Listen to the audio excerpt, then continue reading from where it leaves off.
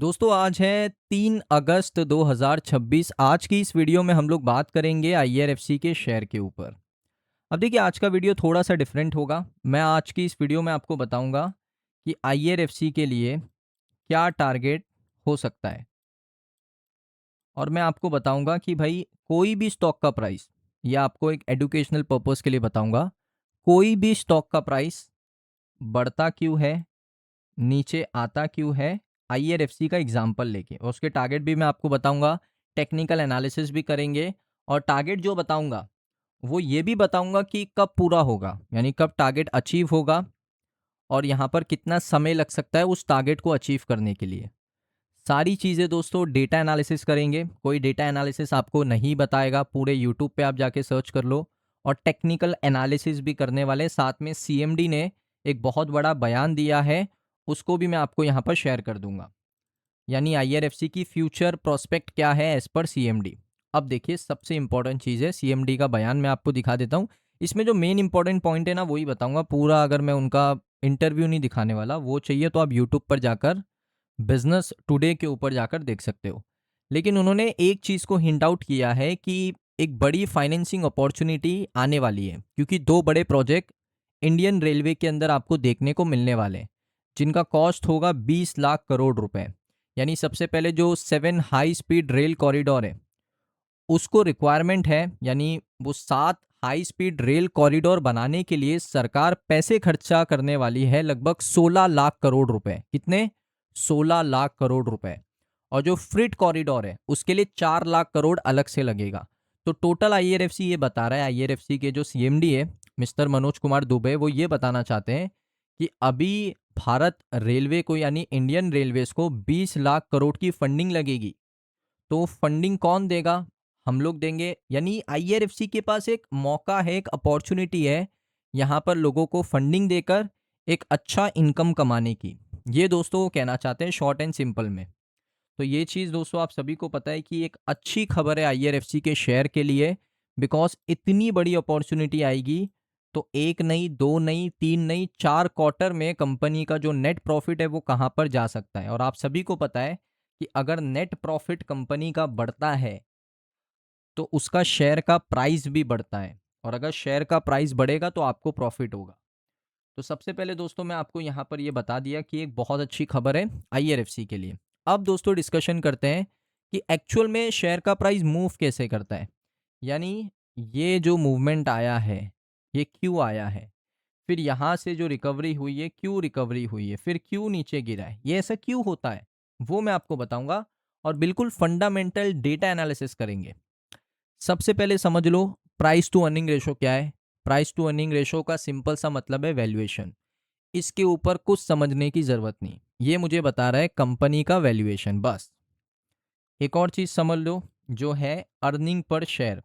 Earning per share का क्या मतलब होता है कि मान लो एक आपकी चाय की दुकान है, चाय की दुकान है, और आपकी चाय की दुकान के 10 शेयर आपने मार्केट में लेकर आए, और आप लोग 100 रुपए का प्रॉफिट करते हो। यानी आपका एक शेयर 10 रुपए का प्रॉफिट कर रहा है। अगर आपके पास 10 शेयर है, 100 रुपए का आपका प्रॉफिट है, तो एक शेयर आपका 10 रुपए का प्रॉफिट कर रहा है। तो वही चीज दिखाता है कि आईआरएफसी का एक शेयर कितना प्रॉफिट कर रहा है। आईआरएफसी का एक शेयर 5.5 रुपए का प्रॉफिट कर रहा है, ये अभी दिखा रहा है। तो ये ईपीएस भी सबसे ज़्यादा इंपॉर्टेंट होता है, बस इतना ही जानना है। अब क्या करना है, अब हमें यहाँ पर देखना है कि इनका यूज़ कर कर मैं एक्चुअल बेस्ट प्राइस कोई भी स्टॉक का कैसे निकाल सकता हूँ। मैं इसको बाइंग के लिए भी यूज़ कर सकता हूँ, मैं इसको सेलिंग के लिए भी यूज़ कर सकता हूँ, मैं इसको होल्डिंग कैपेसिटी को बढ़ाने के लिए भी यूज़ कर सकता हूँ। ये मेरे ऊपर है उसको यूज़ कैसे करना है। आपको क्या करना है, बस एक कैलकुलेटर ओपन कर लेना है। मैंने क्या किया, कैलकुलेटर ओपन कर लिया। अब ओपन करने के बाद मुझे ये देखना है सबसे पहले कि भाई वैल्यूएशन क्या है, करंट वैल्यूएशन क्या है। तो करंट वैल्यूएशन है दोस्तों यहाँ पर 16.4 का। अब मुझे आना है नीचे। अब मुझे देखना है भाई ईपीएस क्या है। ईपीएस है, आप देख सकते हो 5 रुपये 50 पैसे, यानी 5.5 रुपये का ईपीएस है। फिर मुझे कैलकुलेटर खोलना है, मल्टीप्लाई करना है 5.50 से। अब देखिए प्राइस क्या आ रहा है, 90.2। प्राइस क्या चल रहा है 90.2। इसका मतलब क्या है? इसका मतलब है कि अभी जो IRFC है बिल्कुल सही प्राइस पे सही वैल्यूएशन पे काम कर रहा है। अब यहाँ से अचानक अगर एक बहुत बड़ा रैली आ जाता है, बहुत बड़ा रैली आता है, 90 रुपए का प्राइस 150 रुपए चले जाता है, लेकिन क्या अर्निंग उसको बैक कर रही है? बिल्कुल नहीं।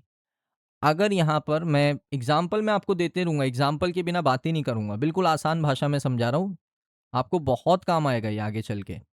एज अ इन्वेस्टर मैं आपको बता रहा हूँ, और मुझे पता है कि ये मेरे लिए कितना काम आया है, क्योंकि मुझे, अगर मैं कोई भी शेयर में इन्वेस्टमेंट कर रहा हूँ, तो मुझे एक शेयर का सही प्राइस, सही वैल्यूएशन पता होना सबसे ज़्यादा ज़रूरी है।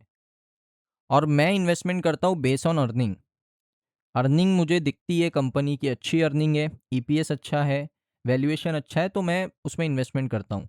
अभी मैंने आपको एक प्राइस बताया IRFC का 90 रुपये के आसपास, 90.25 के आसपास। अब मैं कहता हूँ कि भाई एक साल के बाद, फॉर एन एग्जाम्पल, एक साल के बाद मुझे लगता है IRFC क्या 200 रुपये जा सकता है। 2000 अभी क्या चल रहा है, 2026, 2027 के सितंबर तक क्या IRFC 200, 220 या 230 रुपये जा सकता है। तो मुझे देखना पड़ेगा कि भाई अगले साल कंपनी क्या अपने EPS को डबल कर पाएगी। अगर कर पाएगी, क्योंकि मुझे यहाँ से हिंट मिला है कि इतना बड़ा अपॉर्चुनिटी है, तो अगर ये अपॉर्चुनिटी IRFC को मिलता है तो अपने प्रॉफिट को IRFC डबल कर पाएगी। देखते, चलिए मान लेते कर पाएगी। हम क्या करते हैं, कैलकुलेटर ओपन कर लेते। अब हमें क्या करना है, EPS हमें डालना है यहाँ पर। कितना EPS है आपका? 5.50 है। तो मैं करूँगा इसको 11 रुपये का EPS, है ना, 11 का मैंने EPS किया। वैल्यूएशन में मान लेता हूँ कि उस समय पर वैल्यूएशन चल रहा होगा 22 के आसपास का, 242 रुपये तक जा सकता है। अगर एक साल के बाद 20 या 22 का वैल्यूएशन चल रहा है, यानी प्राइस टू अर्निंग रेशो 20 या 22 का चल रहा है, और 11 रुपये का EPS हो गया, तो 242 रुपये तक IRFC जा सकता है। अब दोस्तों यहाँ पर EPS बढ़ना भी ज़रूरी है, और लोगों के सेंटीमेंट IRFC को लेकर इम्प्रूव होना भी ज़रूरी है। दोनों फैक्टर की वजह से प्राइस ऊपर जाता है। अब यहाँ पर ये स्टेटमेंट क्यों आया? इन्फ्लुएंस नहीं करना है दोस्तों, यहाँ पर सेंटीमेंट इंप्रूव करना है, इसलिए ये स्टेटमेंट आया CMD का।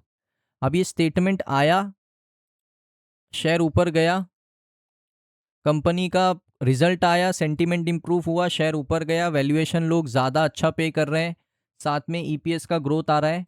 तो अगर इसी तरीके से चलता रहा तो शेयर का प्राइस मूवमेंट कर सकता है। अब इसमें एक और फैक्टर होता है, टेक्निकल। अब टेक्निकल लोग इग्नोर करते हैं, टेक्निकल को इग्नोर नहीं करना है, टेक्निकल बहुत इंपॉर्टेंट चीज़ है। अभी अगर आप देखोगे रेंज के अंदर काम कर रहा है, मंथली बेसिस का चार्ट है, रेंज के अंदर काम कर रहा है। ये देखिए, ऊपर से क्या हो रही है, सेलिंग आ रही है, नीचे से बाइंग आ रही है, और इसी रेंज के अंदर ये शेयर काम कर रहा है। अब रेंज के अंदर काम जरूर कर रहा है। अब जिस साइड का भी ब्रेकडाउन आया या ब्रेकआउट आया, उस साइड ये मूव करेगा। अब अगर यहाँ से ब्रेकडाउन करके ऐसा ब्रेक कर देता है तो नीचे मूव कर जाएगा, अगर ब्रेकआउट होता है तो यहाँ मूव कर जाएगा।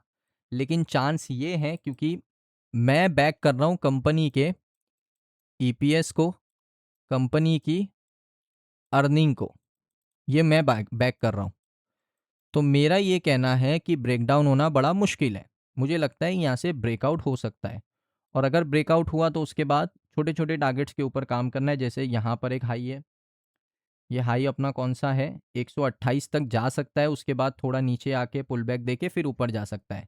फिर नेक्स्ट टारगेट क्या होगा मेरा, 154 हो सकता है, यहाँ पर भी ऊपर जा सकता है, फिर थोड़ा पुल बैक देके फिर रिटर्न ऊपर जा सकता है। फिर तीसरा टारगेट होगा मेरा 197, तो यहाँ पर भी ऐसा हो सकता है। फिर चौथा टारगेट होगा मेरा 229 रुपये का लेवल।